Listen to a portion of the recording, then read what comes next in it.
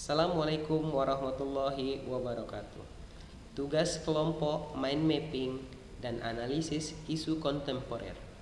Bersama saya Lalu Swananda Pradika SPD dengan anggota kelompok Niputu Putriani SPD, Rini Susanti Putri SPD, Reni Diah Anggawati SPD, Depi Kamilia SPD, dan Baik Nelly Widya Anggraini SPD. Perubahan lingkungan strategis dapat diartikan sebagai situasi perubahan keseimbangan lingkungan, baik internal dan eksternal negara, baik yang statis maupun dinamis, yang mempengaruhi pencapaian tujuan nasional. Konsep perubahan. Menurut Charles Handy, kita akan membuat kesalahan bila kita beranggapan bahwa masa depan adalah kelanjutan masa lalu. Menurut Peter Senge, kita harus berhenti membayangkan apa yang akan dilakukan di masa depan dengan melihat apa yang membuat kita sukses di masa lalu.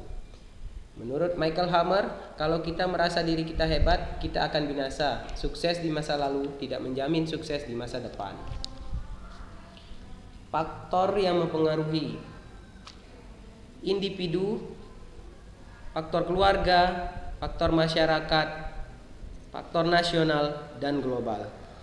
Modal dalam menghadapi perubahan: modal intelektual, modal emosional, modal sosial, modal ketabahan, modal etika moral, dan tentunya terakhir adalah kesehatan jasmani. Analisis isu kontemporer. Isu-isu kontemporer ada 6. Yang pertama, korupsi. Korupsi diartikan sebagai penyelewengan atau penyalahgunaan uang negara untuk kepentingan pribadi atau orang lain. Yang kedua, narkoba atau nafsa adalah obat-obatan yang dapat mengakibatkan ketergantungan apabila disalahgunakan atau penggunaannya tidak sesuai dosis yang dianjurkan oleh dokter. Yang ketiga, terorisme dan radikalisme. Terorisme adalah suatu istilah digunakan untuk penggunaan kekerasan, sedangkan radikalisme yaitu kehendak untuk mengubah kekuasaan. Keempat, money laundry, yaitu aktivitas pencucian uang. Yang kelima, proxy war atau perang proksi, diartikan sebagai peristiwa saling adu kekuatan di antara dua pihak yang bermusuhan dengan menggunakan pihak ketiga. Yang keenam, kejahatan mass communication atau kejahatan massa. Contoh kasus yang pernah terjadi diantaranya pencemaran nama baik, penistaan agama atau keyakinan tertentu, penghinaan kepada etnis dan budaya tertentu. Teknik analisis isu terbagi menjadi 2. Yang pertama, memahami isu kritikal dan teknik-teknik dalam analisis isu.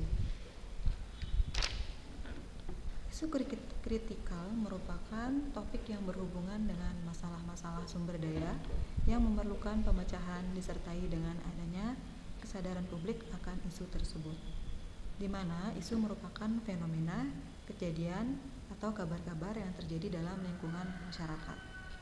Teknik analisis isu terdapat 3 teknik, yaitu yang pertama, teknik tapisan isu, teknik analisis isu, dan analisis kesenjangan.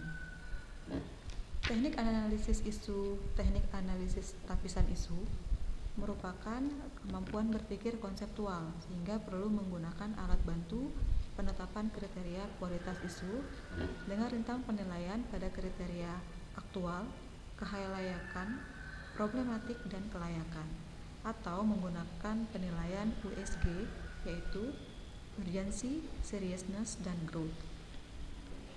Untuk teknik analisis isu terdapat 4 teknik, yaitu yang pertama, mind mapping atau peta konsep, fishbone, SWOT, dan yang terakhir ada matrix pose. Teknik analisis isu terakhir merupakan analisis kesenjangan yang menganalisis kesenjangan antara yang terjadi dengan harapan yang terdapat pada masyarakat.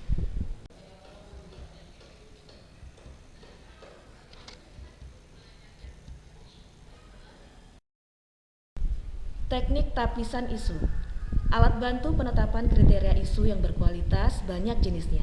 Misalnya menggunakan teknik tapisan dengan kriteria aktual, kekhalayakan, problematik, dan kelayakan. Berikut tabel AKPK terhadap isu yang kami angkat. Isu yang diangkat polemik penimbunan tabung oksigen. Secara aktual, kekhalayakan, problematik, dan kelayakan merupakan hal yang sangat bagus untuk diangkat.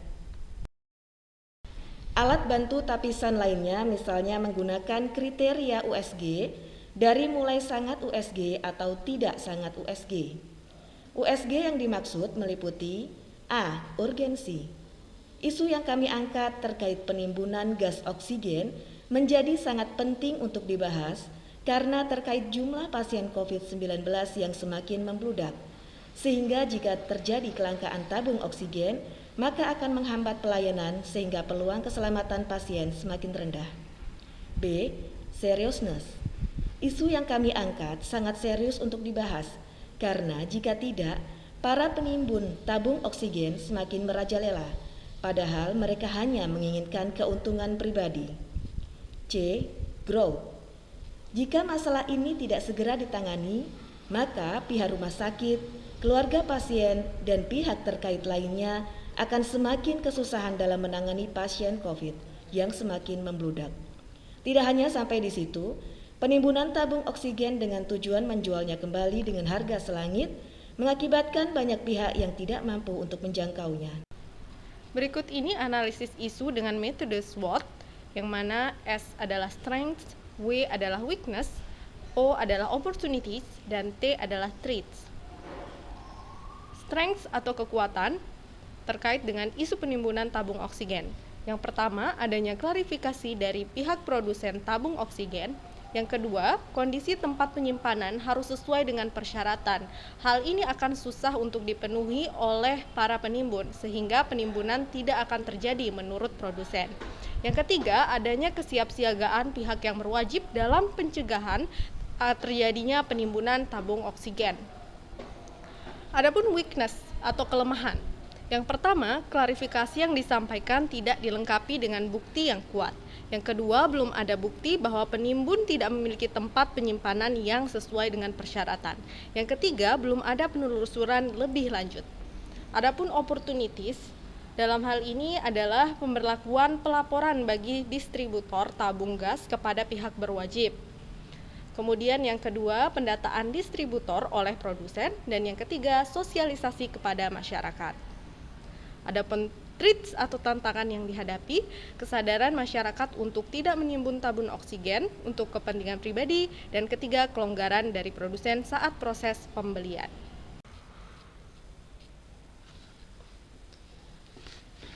Bismillahirrahmanirrahim. Assalamualaikum warahmatullahi wabarakatuh. Saya anggota terakhir dari kelompok ini akan memaparkan sedikit mengenai alternatif solusi untuk isu yang sedang terjadi saat ini, yaitu dugaan adanya penimbunan tabung oksigen yang menimbulkan masalah, yaitu kurangnya pasokan oksigen ke pasien COVID. Adapun identifikasi dari penyebab masalah itu adalah minimnya persediaan oksigen, dugaan adanya penimbunan oleh oknum tidak bertanggung jawab, kelangkaan yang diduga karena panic buying.